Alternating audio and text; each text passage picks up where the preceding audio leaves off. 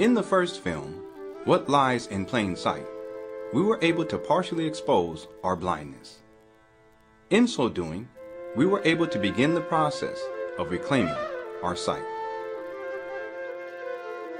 However, I must tell you that the degree of our blindness is much greater than we have realized. It will take a significant amount of time to regain our sight. The journey towards regaining our sight will provide us with many opportunities for spiritual and intellectual growth. We will surely face challenges along the way. Perhaps our greatest challenge will be in overcoming the programming that has obstructed our ability to see. Schooling, television, internet, radio, religion, all contribute mightily to the blinding of our sight. These things function as nothing more than intellectually and spiritually retarding devices, which ultimately forces us to accept reality at face value. A value which is defined by beings far more sinister than most of us can imagine. Recall the following. 1. Reality is much more complex than we have been taught. 2. We are not alone in the universe. 3.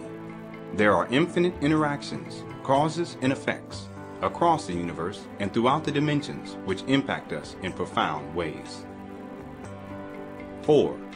Humanity is being manipulated and controlled by entities not of this world. 5. The blinding of our sight is a major stratagem towards the control of humanity. Humanity has been thoroughly deceived, and it is to this deception that I wish to reveal to you the origins of our blindness. From birth, human beings have been programmed to think within very limited parameters of intellectual, mental, and spiritual perceptions. Our mental perceptions have been diminished to such a degree that many of us can only think on a singularly reactionary basis. What this means is that many of us have been reduced to mindless automatons, only capable of reacting to people, events, and information without careful thought or concrete intellectual process. Such a state of existence is therefore one-dimensional, reactionary, and is the antithesis of our multidimensional nature as human beings. Human beings are much more complex and much more powerful than we have been taught. We have the ability to operate on multidimensional levels. You will find that those who are gifted with so-called exceptional spiritual abilities are merely those of us who have retained or reclaimed our multidimensionality. Our multidimensionality is a source of great power. But without our sight, we cannot see it for what it is. Our inability to see maintains a gargantuan ignorance, inverts the hideous myth that we already know everything there is to know about the origins of life on Earth, the complexities of existence in the cosmos, and the multidimensional nature of humanity itself. Through our concurrence to this myth, we perpetuate our state of ignorance, distributing our lack of knowledge throughout the generations. But this ignorance, this wretched ignorance, is not self-created. It is a manifestation of a system that envelops the world. This world system places the vast majority of humanity through a process which produces desired results. But what is this system? And what are the desired results? And who or what created this system? And why?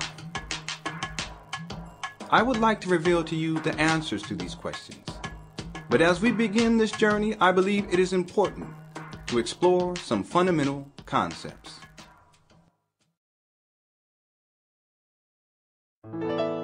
The Creator. Perhaps the greatest mistruth that embezzles humanity's ability to see revolves around our religious and secular concepts about the Creator. When I say Creator, I mean to say the entity that created all things, both visible and invisible, perceived and hidden, known and unknown, in the complete perceptual reality of the human being and beyond. At this time, I will propose to you that we have been purposely confused about the nature of the Creator. Most human beings have been taught to believe that the Creator has a name, a face, a home, and a vested interest in human affairs. But I will tell you that none of this is true. The human concepts of name, face, home, and human concern are based upon our exclusive reality as misinformed human beings and is in no way based upon the true nature of the Creator. Human beings have been instructed to make false classifications or distinctions about the Creator as a means of maintaining an erroneous belief that we are important, pseudo-all-knowing, and that we are somehow so powerful as to possess the ability to classify the Creator itself. But this is only part of the reason for our need to classify. There is a part of humanity that sincerely yearns to define the Creator in hopes of understanding that which we have been denied true knowledge of. It is similar to a drop of water trying to define the ocean, even though it has been confined within a small cup for its whole existence. In truth, human beings have been forced to exist within a very small cup for millennia.